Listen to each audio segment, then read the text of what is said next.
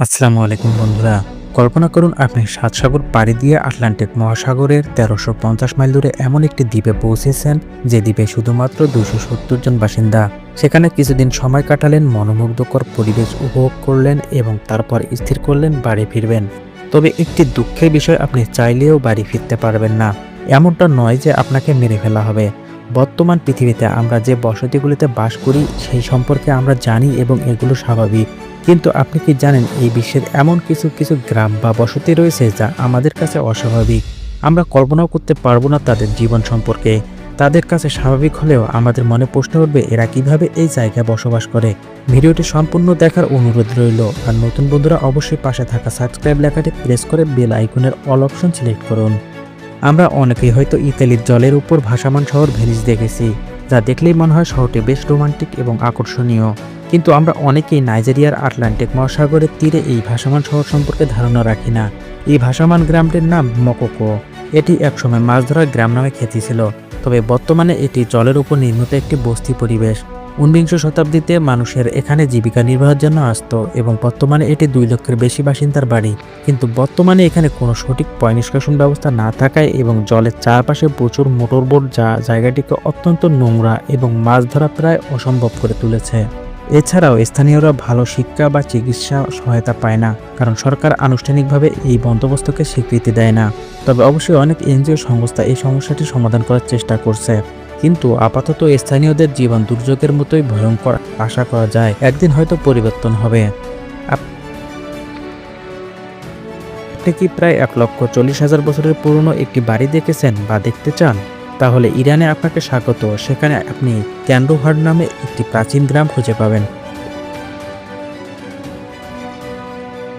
এখানকার লোকেরা আগ্নেয়গিরির ঢালে বসবাস করে। তাদের বাড়িগুলি আগ্নেয়গিরির শিলার খোদাই করা হয়েছে।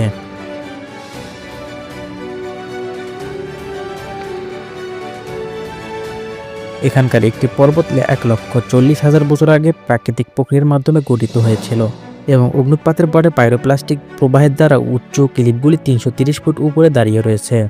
এই মুহূর্তে গ্রামটিতে প্রায় ৬০০ জন বাস করে। অদ্ভুত এদের জীবনযাত্রা, তবে আশ্চর্যজনকভাবে এরা সবাই এখানে বসবাস করতে পেরে বেশ সন্তুষ্ট।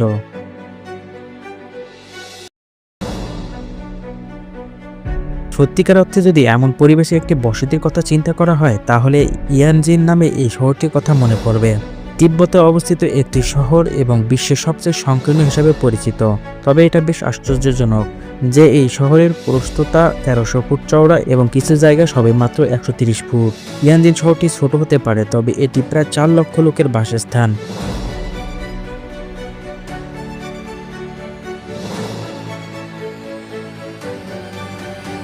এটা ভাবলেই যেন মনে হয় কিভাবে সম্ভব। সেখানে চিত্তাকর্ষক এই শহরের দৈর্ঘ্য মাত্র ৩৭ মাইল। এখানকার ভালো দিক হলো পলিউশন। আশেপাশে খুব বেশি গাড়ি নেই, যা বসতিকে বেশ পরিষ্কার করে তোলে। তবে এত মানুষ এত ছোট জায়গায় কিভাবে বসবাস করতে পারে তা কল্পনা করা বেশ কঠিন ব্যাপার।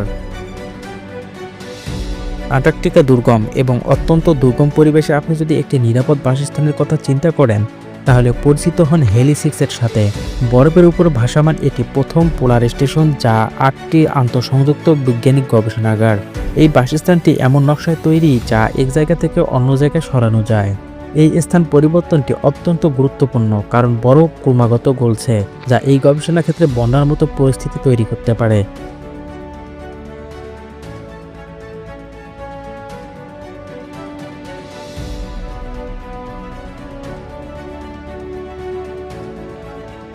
তাই এটা সহজেই অনুমান করা যায়, প্রতি বছর যারা এখানে আসে তারা প্রতিনিয়ত জীবনের ঝুঁকি নিয়ে বসবাস করে।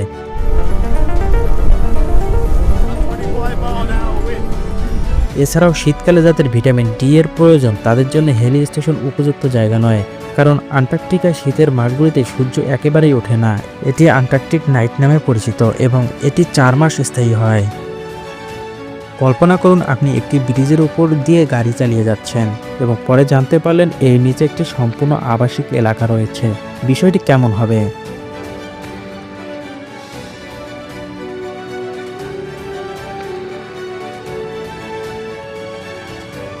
যেমন ধরুন ফিলিপাইনের ম্যানিলার সেতু।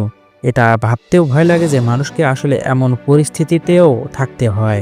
বাচ্চাদেরকে বড় করার স্বপ্ন, মৌলিক সুযোগ সুবিধার অভাব, স্যানিটেশনের অভাব এবং গাড়ির ক্রমাগত শব্দ, বেশ অদ্ভুত এই জীবনযাত্রা, যা এদের একটি দৈনন্দিন জীবনের সংগ্রাম।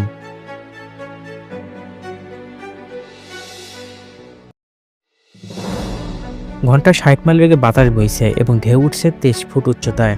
কানাডিয়ান এই শহর, যার নাম ফোর্ট এরি। এখানকার বাসিন্দারা প্রায়শই এমন চরম আবহাওয়ার মুখোমুখি হন, যদিও এই দৃশ্য দেখে একটি দুর্যোগপূর্ণ চলচ্চিত্র মনে হতে পারে, কিন্তু এখানকার লোকেরা সত্যিই এমন পরিস্থিতির মধ্যে প্রতিনিয়ত জীবনযাপন করছে, যারা প্রতিটি পদক্ষেপে প্রকৃতির ক্রোধের সাথে লড়াই করছে।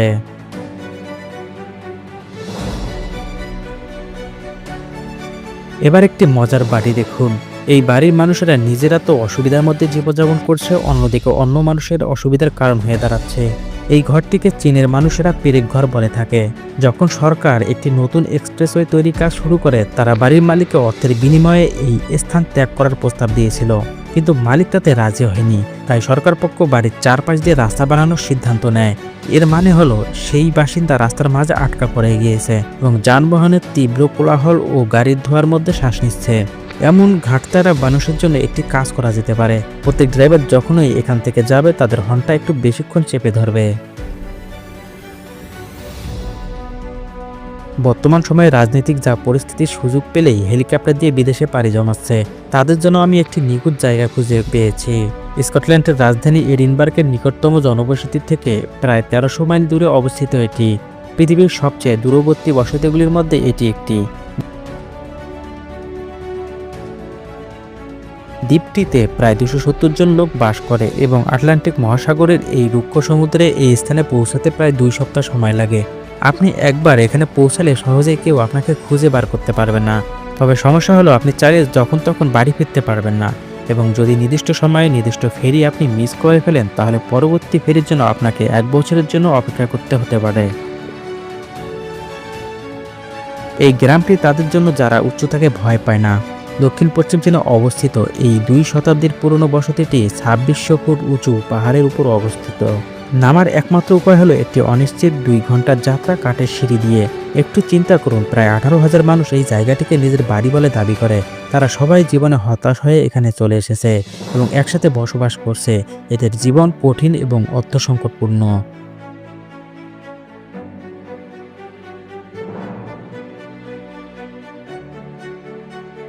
উত্তর ইতালির ভেরোনার কাছে সানফ্লোরা নামে একটি ভিলা রয়েছে। এটি ১৯৩৫ সালে তৈরি করা প্রথম ঘূর্ণায়মান বাড়ি। যে বাড়িটি একটি বড় প্ল্যাটফর্মে ঘোরে, সারাদিন সূর্যের গতিবিধিকে অনুসরণ করে। কিন্তু হ্যাঁ, যদিও বাড়ির মালিকেরা ভিটামিন ডি এর অভাব এবং জীবনের ভয়ানক অবস্থাতে ভুগছে না, তবে এমন ঘূর্ণিপাক বাড়ি সাধারণত নিরাপদ বলা যায় না।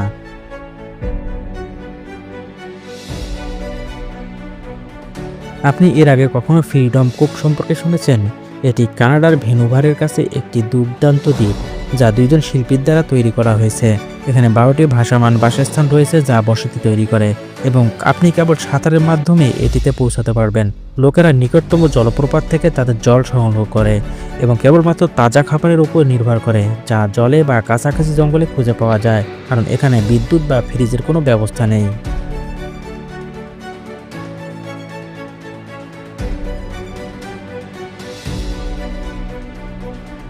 এই গ্রামটির নাম আওগাশিমা, যে গ্রামের বাসিন্দারা গলিত লাভার স্রোত দ্বারা নির্মিত একটি গ্রামে বসবাস করে। এটি জাপানের আওগাশিমা দ্বীপের মানুষদের জন্য একটি কঠোর বাস্তবতা।